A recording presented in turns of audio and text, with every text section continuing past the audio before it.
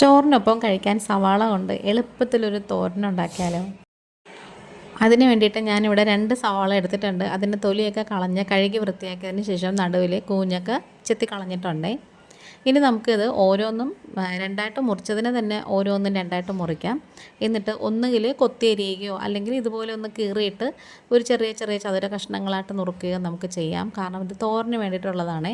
നമ്മൾ സാധാരണ ഉള്ളിക്കറിയും അതുപോലെ തന്നെ മസാലക്കറിയും മുട്ടക്കറിയും ഒക്കെ വെക്കുമ്പോഴാണ് നീളത്തിലൊക്കെ കട്ട് ചെയ്യുന്നത്. പക്ഷേ ഇതുപോലെ തോരനൊക്കെ ആണെങ്കിൽ ഇതേപോലെ ഈ ഒരു രീതിയിൽ കൊത്തിയരിഞ്ഞെടുക്കുന്നതാണ് നല്ലത്. കറണ്ടൊക്കെ പോയി കഴിഞ്ഞാൽ നമുക്ക് ഉണ്ടാക്കാൻ പറ്റിയൊരു കറിയാണ്. പിന്നെ പെട്ടെന്നൊരു തട്ടിക്കൂട്ട് കറിയാണ്. ഈ ഒരു തോരന് നമുക്ക് അരയ്ക്കേണ്ട ആവശ്യമൊന്നുമില്ല. അതുകൊണ്ട് തന്നെ നമുക്ക് ഈസി ആയിട്ട് ഉണ്ടാക്കുകയും ചെയ്യാമേ.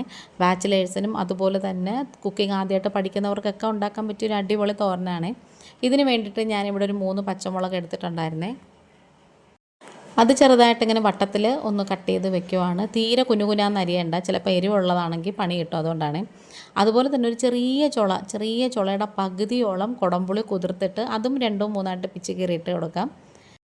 ഇനി നമുക്കിതിലേക്ക് വേണ്ടത് ഒരു ചെറിയ തേങ്ങയുടെ അരമുറി തേങ്ങയാണ്. അതും കൂടി ഇട്ട് കൊടുത്തിട്ടുണ്ട് തിരുമിയത്.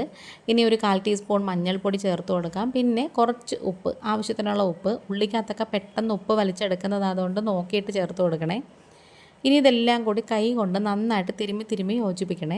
അപ്പോൾ മഞ്ഞൾപ്പൊടി നിങ്ങൾക്ക് വേണമെങ്കിൽ കുറച്ചും കൂടി ചേർക്കാം. നല്ല മഞ്ഞ കളർ വേണമെങ്കിൽ അങ്ങനെയും ചേർക്കാം. ഇവിടെ പക്ഷേ ആ മഞ്ഞളിൻ്റെ ഒരു കുത്തൽ വലിയ ഇഷ്ടമല്ല ഹസ്ബൻഡിനൊന്നും, അതുകൊണ്ട് ഞാൻ ഇത്രയും ചേർത്തിട്ടുള്ളേ.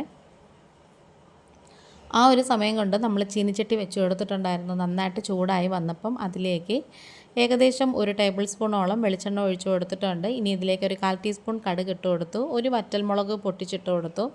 3 മുറിച്ചിട്ട് കൊടുത്തു. പിന്നെ കുറച്ച് കറിവേപ്പിലയും കൂടി ഇട്ട് കൊടുത്തു. ഇതെല്ലാം കൂടി നന്നായിട്ട് മൂത്ത് വന്നപ്പോഴത്തേക്കും നമ്മൾ കൊത്തിയരിഞ്ഞ് വെച്ചിട്ടുള്ള സവാള, തേങ്ങ, പച്ചമുളക്, മഞ്ഞൾപ്പൊടി, ഉപ്പ്, ഈ ഒരു കൂട്ടുണ്ടല്ലോ, കുടംപുളി, ഈ ഒരു കൂട്ടുണ്ടല്ലോ, അത് ഇതിലേക്ക് അങ്ങ് ചേർത്ത് കൊടുക്കാം. ഇനി നമുക്ക് ചേർത്ത പാടെ തന്നെ നന്നായിട്ട് ഇങ്ങനെ ഒന്ന് യോജിപ്പിച്ചെടുക്കണം. ആ അടിഭാഗത്ത് കിടക്കുന്ന ആ മുരിഞ്ഞ കൂട്ടൊക്കെ മേളിലോട്ട് വരണം. അതുപോലെ തന്നെ ഉള്ളിയും കൂടി നന്നായിട്ട് ഇങ്ങനെ ഒന്ന് തട്ടിപ്പൊത്തി വെച്ച് കൊടുക്കണേ. ഇനി ഒരു 5 മിനിറ്റിൻ്റെ ആവശ്യമുള്ളൂ കേട്ടോ. നന്നായിട്ട് അമർത്തി തട്ടിപ്പൊത്തി അങ്ങ് വെച്ച് കൊടുത്താൽ മതി. ഏകദേശം ഒരു 5 മിനിറ്റ് കഴിഞ്ഞപ്പോൾ തുറന്ന് നോക്കാം. ഉള്ളിക്ക് വലിയ വേവൊന്നുമില്ല, പെട്ടെന്ന് തന്നെ വെന്ത് കിട്ടും. അതുപോലെ തന്നെ ഇത് ഈ ഒരു കറി എന്ന് പറഞ്ഞാൽ, ഈ ഒരു തോരൻ എന്ന് പറഞ്ഞാൽ ഉള്ളി ഇങ്ങനെ വെന്ത് ഉടഞ്ഞ് കുഴഞ്ഞിരിക്കാൻ പാടില്ല. ഒരു ചെറിയൊരു ക്രഞ്ചിനെസ് വേണം, എങ്കിലേ ഇത് കഴിക്കാൻ നേരം നമുക്ക് നല്ല ടേസ്റ്റ് കാണത്തുള്ളൂ.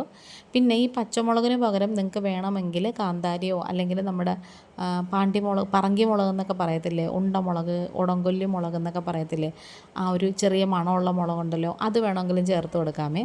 പക്ഷെ അതാവുമ്പം കുറച്ചുകൂടി നല്ലൊരു ടേസ്റ്റ് തോന്നും. എനിക്ക് പൊതുവേ ആ ഒരു മുളക് ഭയങ്കര ഇഷ്ടമാണ് കേട്ടോ. ഇനി ഇതിൻ്റെ വെള്ളമയമൊക്കെ പോകാൻ വേണ്ടിയിട്ട് നന്നായിട്ട് മീഡിയം തീയിലിട്ട് ചിക്കി തോർത്തി എടുത്താൽ മതി. അപ്പോൾ നമ്മുടെ വീഡിയോ വൈൻഡപ്പ് ചെയ്യാറായി. ഇന്നിപ്പോൾ ഇത്രയേ ഉള്ളൂ. ഇഷ്ടപ്പെട്ടാൽ സപ്പോർട്ട് ചെയ്യണേ. വീണ്ടും വരാം. Thanks for watching.